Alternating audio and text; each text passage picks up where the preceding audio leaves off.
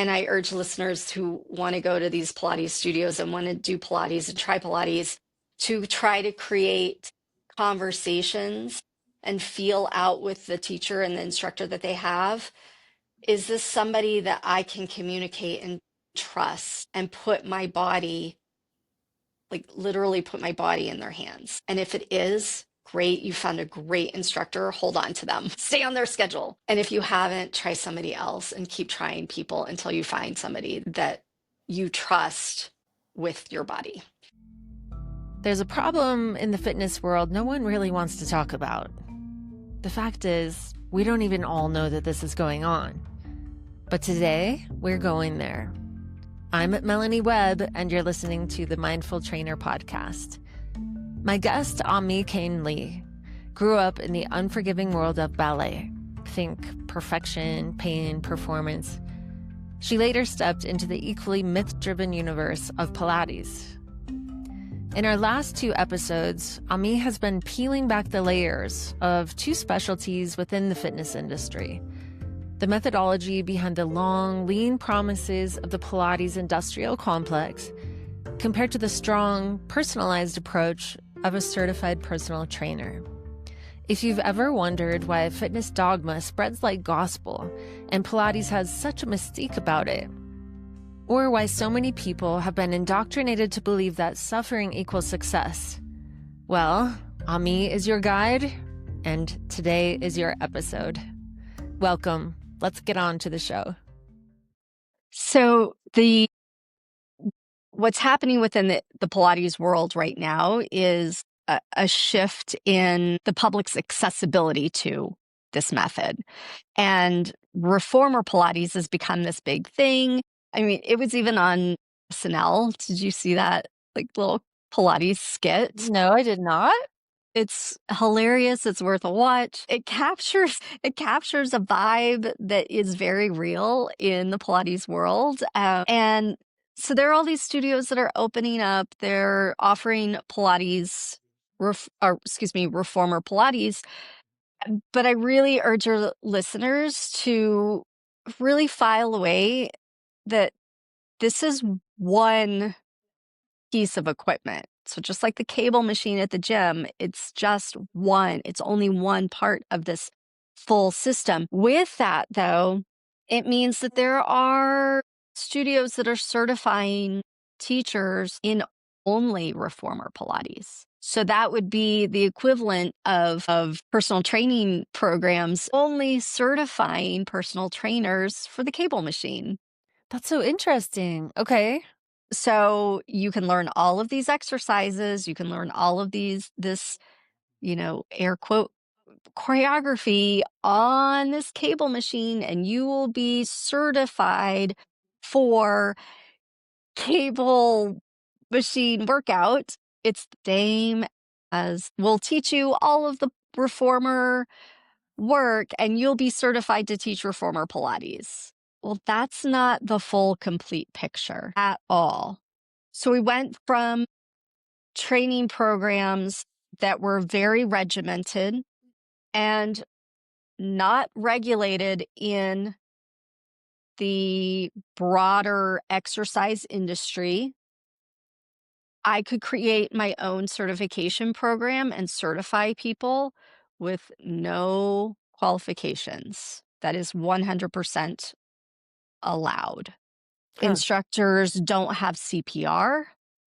They don't have exercise science knowledge and understanding of even how a muscle contracts. What is this actin myosin, within the muscle? Like, what is it that creates a muscle? What is it that creates movement?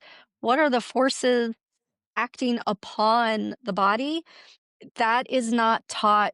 It's not a standard practice in education programs for Pilates teachers. So you have these studios that are popping up on every corner like coffee shops, and people are putting their bodies in Pilates instructors' hands that don't have a full, complete knowledge of the full Pilates system and method and history and respect for what it came from Hmm. and how it's changed and morphed along the way. And you don't have Pilates instructors that have a solid grasp on exercise science. And that to me is creating a very dangerous situation. People are getting hurt.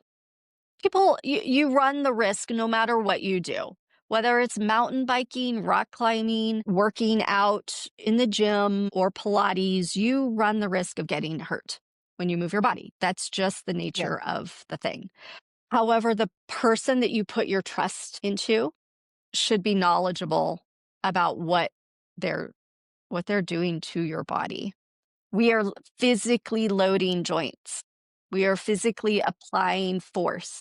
And if we don't understand what we're doing, not only how to apply the force, but the then internal systems that are reacting to that force, we could unintentionally be creating harm.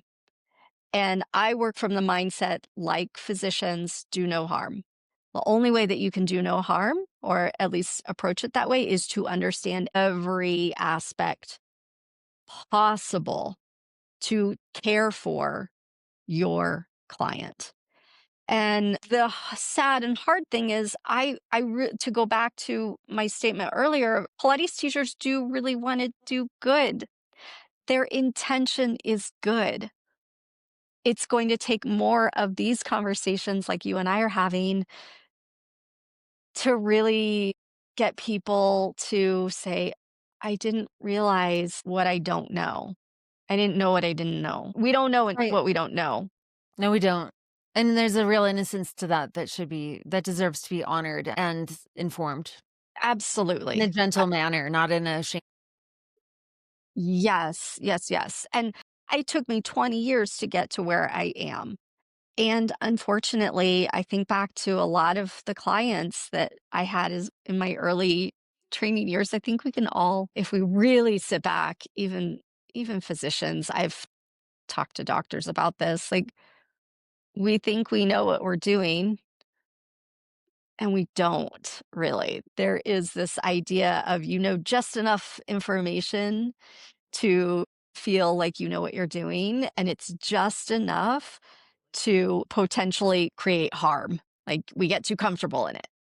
The conversation that we're having, I don't expect anybody to have the kind of knowledge and experience that, say, I have, or you have, or other people have.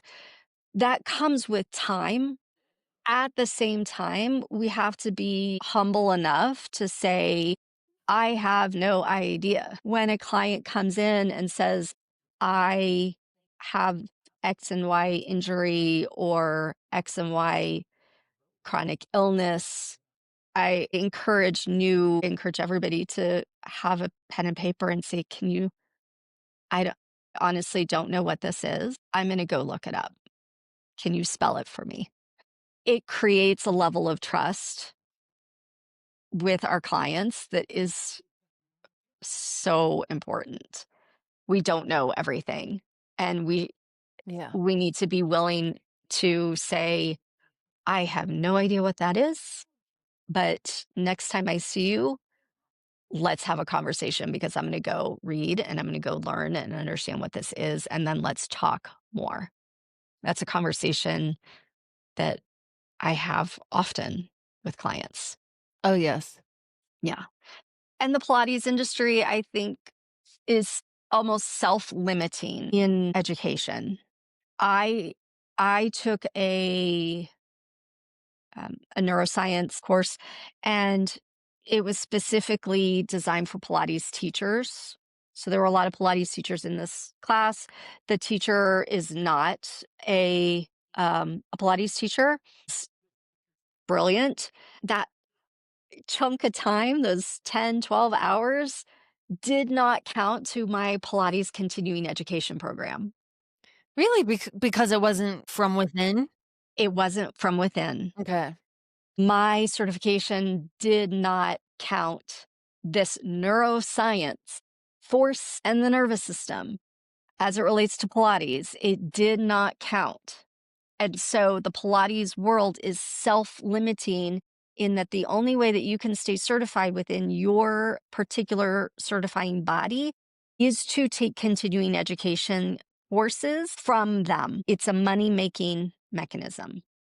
They have control, they have the power over your, and if you want to stay certified, you have to work within their program. It's it's a power play and it's for money and I don't like it. So that is a problem within the Pilates world that I don't see as much in the personal training world at all. My trauma informed training certification program, that is some hard work to become a trauma informed fitness professional. I never even bothered to send him to for Pilates continuing education, but I knew that that work would be certified, would be counted through my personal training certification because they value learning and growing beyond sets, reps, and styles of training. Yes. So then, to bring this back to who you are and how that led you on this journey through your careers, I want to say that it's really interesting to, drill home to me, one of your good friends and colleagues, who you are, because coming up, I've been a trainer now for 26 years, and that's post college, and it was probably during my first year as a personal trainer that I took a Pilates certification in the MAP method. And we learned of its origins that, we saw the pictures and you all were beautiful and long and lean dancer-esque, like you described. You are that professional ballet dancer turned professional Pilates instructor, New York City based from the roots of its origins, Joseph Pilates and Romana, and those things that we all knew about. I love that you're bringing this conversation to the industry from that background. It's from your roots and your upbringing with educators that you had this seed of curiosity planted within you to ask the questions and to be humble and to be willing to say, I don't even know what I don't know. It does take a few knocks to Mhm. realize, like, I don't know everything. Let me back up here. Let me write that down. I don't know that word. Like you said, like, we all tend to gravitate toward peers who are a lot like us. So you have friends plenty within the Pilates industry. I've heard you talk about them, and you've been on a podcast where these conversations are happening, and it seems like a really rich dialogue. It was announced this week that there's a certain brand that's gonna be opening 60 new box studios across the US. I live in a very small resort town in Utah, Park City, and, there are a number of Pilates studios here. So, it's very popular, and, I have a number of clients who do Pilates, and how do we advise people who are taking these classes? What are some questions that they can ask their instructors and these studios as they enter to move their bodies and stay healthy? That is a great question. I did not realize they're opening 60. We are talking about a method that's very popular. Yeah, it is popular. And maybe another time we could go into some of the science of why it feels so good. 'Cause there's a lot of Okay. science to it. It feels good for a reason. I've been asking my clients that this week. I knew I was coming into this conversation. I was like, "So what do you love about your Pilates classes? Yeah, And what's so sticky about it?" it feels good. But I think a couple red flags that I would look for is especially now, Pilates has a branding thing. Marketing, branding this really popular form of exercise and the stated aesthetics, if you will, that come with it. Oh, Meaning I've going back to that, like, long, beautiful yes, dancer look long, and feel? long, lean muscles, thin, the perfect body. Yeah. I would say just like anything else that needs marketing, if you're being sold on aesthetics and um a promise, I would be cautious. If you've got 10 reformers in a studio space, you've got 10 people in there working out or more, and you don't see any other Pilates equipment Pilates equipment's kind of funny looking. It's not your normal gym It's equipment. medieval.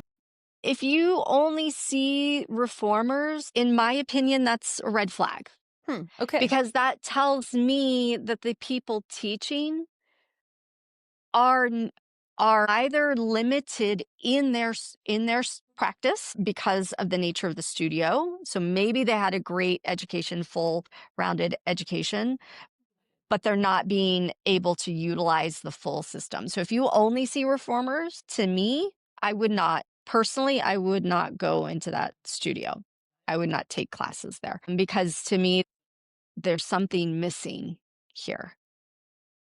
If the instructors are not open to questions, open to uh, variations in how people move, and I wouldn't even say modification because a modification, in my opinion, means that you're deviating from a gold standard. I use the word variations, options. We have options for people. If your instructor is not giving options to everyone, that's that's a red flag. And taking the time to learn about the people in the class is really important to me. And the willingness to say, Susan, I'm going to have you change your spring setting. I'm going to have you change your foot bar. I'm going to have you do this, based on everything that I know about your body. I'm going to have you do this. But Bob over here, I want you to do this. If you're not getting an instructor that is creating those variations for the individual person and people in the class, that's not a class that I would go back to.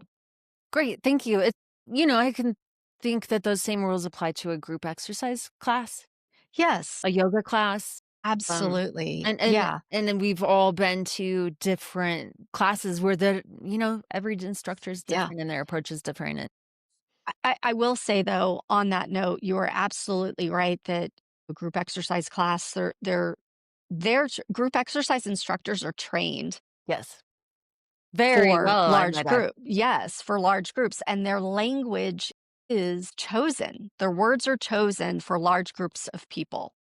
Pilates teachers in general are not trained in that language. Oh, okay. So keep in mind that your experience at the gym in a group exercise class or in a yoga class may be very different than a Pilates class.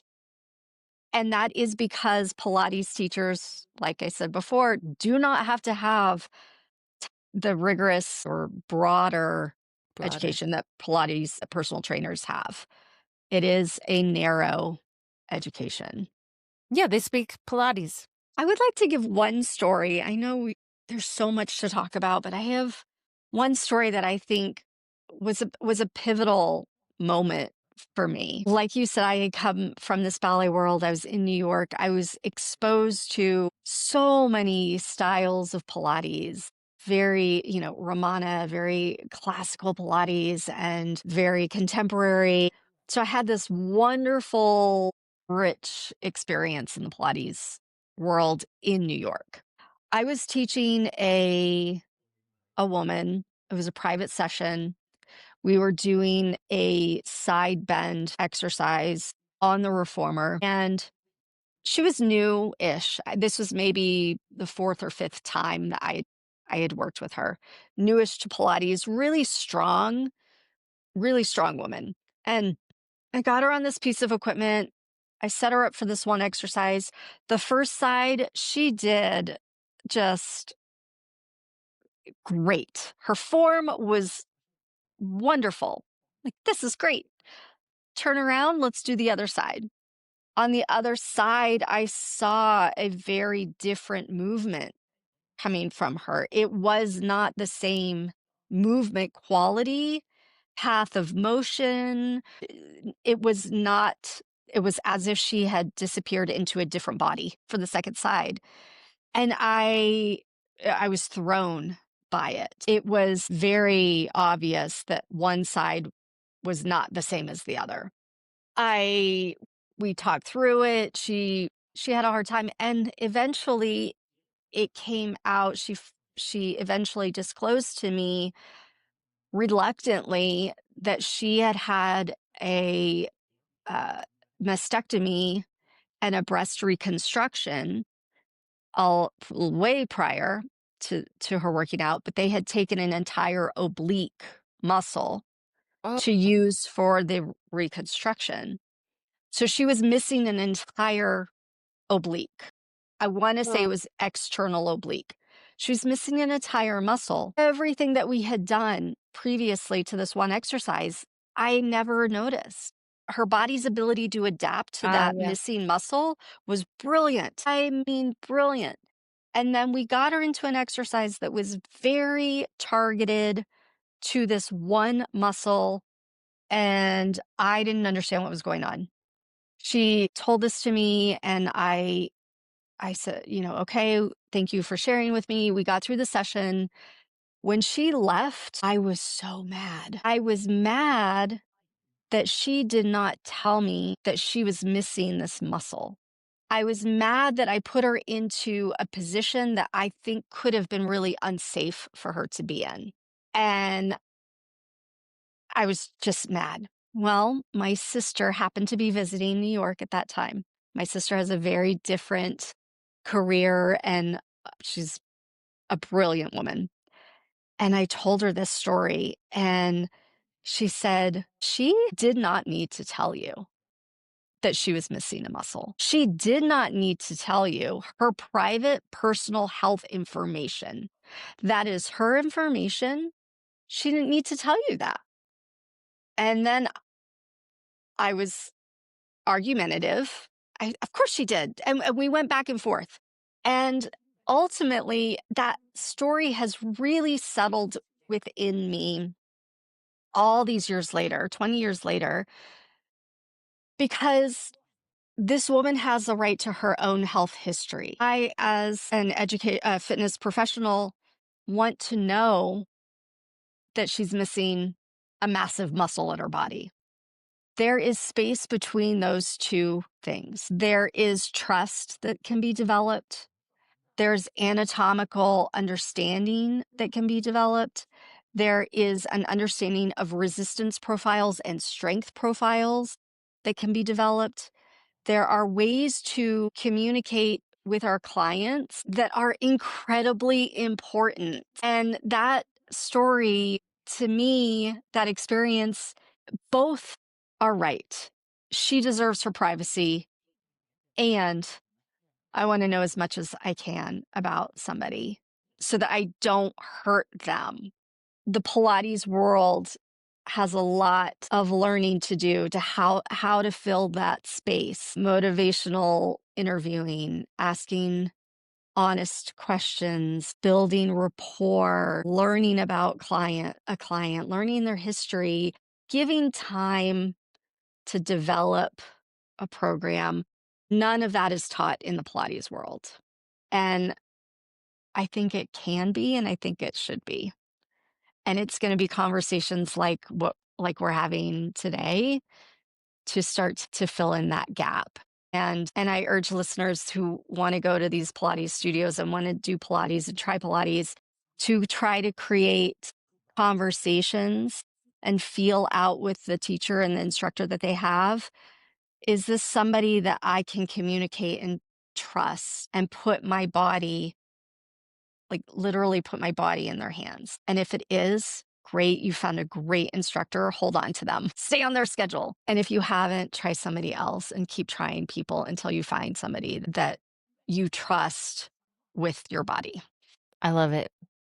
Those are some excellent takeaways.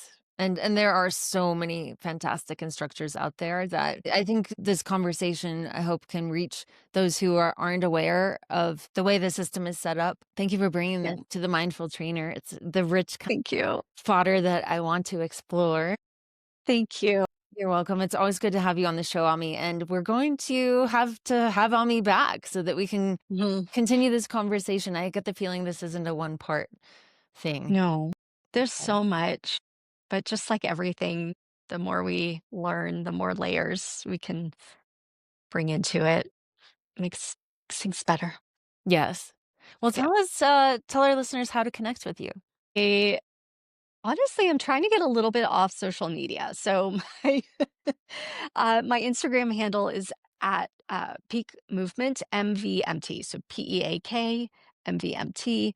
Mm, I am starting a Substack where I will be talking, writing about some of these really hard, difficult, messy parts of the industry and the human connection of it all. So if you are interested in reading some of that, so you can follow my Substack, Amie Kane-Lee. My Substack is The Movement, and old-fashioned website, peakmvmt.com. Great. I'll include all of that in the show notes. I suspect you're going to be hearing from some Pilates instructors who you're at that stage in your career where it's time to mentor Yeah. the next generations. Yeah, and, That's exciting. I do think I'm gonna add a page onto my website for resources for people, like instructors and certifying bodies that I think are doing an excellent job bringing size inclusive Pilates. Looking, there's a wonderful instructor named Sonia, and she runs Black Girl Pilates, and trying to get more diversity in this industry. And there's a program out in Houston that I think are great. So I'm going to add that to my website, and people can go find really great certifying education programs that I really like. Fantastic. Yeah. Thank you, Ami. We'll see you next You're time. welcome. Thank you so much. The Mindful Trainer is the official podcast of WebWell. I'm your host, Melanie Webb. I'm also the founder and master trainer at WebWell. To learn more about WebWell and all we have to offer, please visit webwell.com. That's WEBBUELL. Well, if today's conversation stirred something in you, good. You know, one of my whys for why I wanted to do this podcast is to create a sanctuary where the stories of athletes and trainers like Amie could be told. In the process of telling those stories, we may end up questioning the very industries we came up through and currently work in. And that's okay. That's how the science of training is going to continue to evolve and get even better than it is today. If you loved this episode, share it with a friend, leave a review, and don't forget to follow. Please remember, you are unique. Your body is yours and yours alone. You're not here to fit into a system. You're here to create a way of life and a movement that actually feels good and can serve you throughout your lifetime, whatever that looks like for you. Thanks for listening. I'll see you next time on the Mindful Trainer podcast.